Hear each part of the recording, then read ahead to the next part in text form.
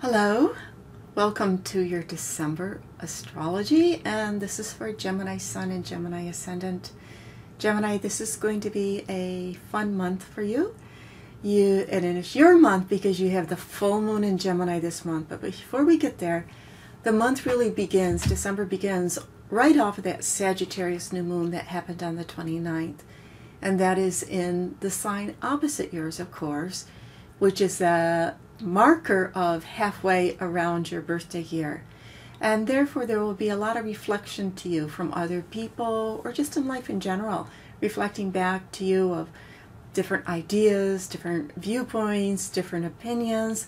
Very strong communication this month, very strong thinking and talking, and not necessarily arguments, but hey, what did you think about this? And what do you think about this? Interaction. Now, we have Venus going into your sister sign Aquarius on December 7th. And that's a lovely place for it to be, as Venus in Aquarius is going to be traveling through a sector of your chart that represents freedom. And Venus in Aquarius wants freedom anyways. It's not about not being committed, but is acceptance. And what that means is that you can talk to people or have friends and see who is and isn't, just accepts you, who you are, the way you think, the way, all the special quirks that we as human beings have. And it also represents if you could travel to see friends or a friend, or that you meet somebody, and this could be a romantic interest if you're ready for that. Meet somebody while you travel, or that a friend travels to see you. So there's this interconnection with friendship and travel. Now, on the 13th with the full moon, again, this is your full moon because the moon is in Gemini. This is an illumination time about balance between what you give to others and what you have for yourself. And you'll feel that very strongly. It's like, I want it all.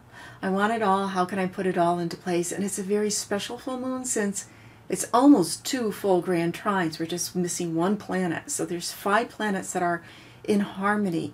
And how they are vibrating in your chart is with other people. And it is with a certain friendship and romantic interest.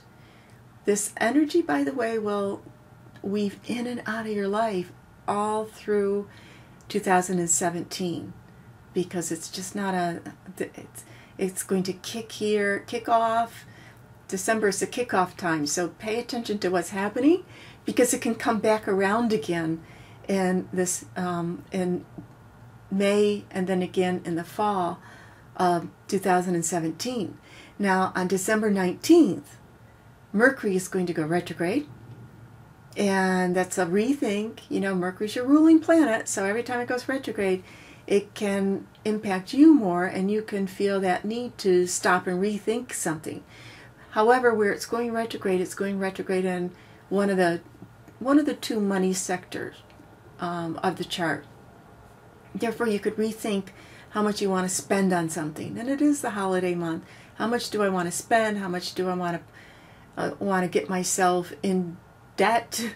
And it's just a rethink on that. And also, it's a rethinking about how obligated you want to be to other people. And you may end up in a conversation where someone wants more commitment, or maybe even you want more commitment than the other person. So there's a communication back and forth about, where are we in this relationship? If I give you this, what are you going to give me back? That push and pull about agreements when you're in a relationship with another person. Now, the same day that Mercury goes retrograde, Mars goes into Pisces. And Mars going into Pisces will motivate, aggravate your sector, that it's called the solar 10th house, the sector of your world that has to do with what you want to accomplish in life, your career, or how you want to be seen. Now, what that can mean is that there might be somebody around work that gets under your skin, because Mars is the warrior planet after all. But it is also suggesting to give yourself some ideas about what could be possible, where you might want to put more effort or energy in a creative way into your future for your career. When the sun goes into Capricorn, the solstice, there's a shift in energy towards that new year. What are going to be our ambition? All these Capricorn keywords: ambition, goals, what do we want to accomplish?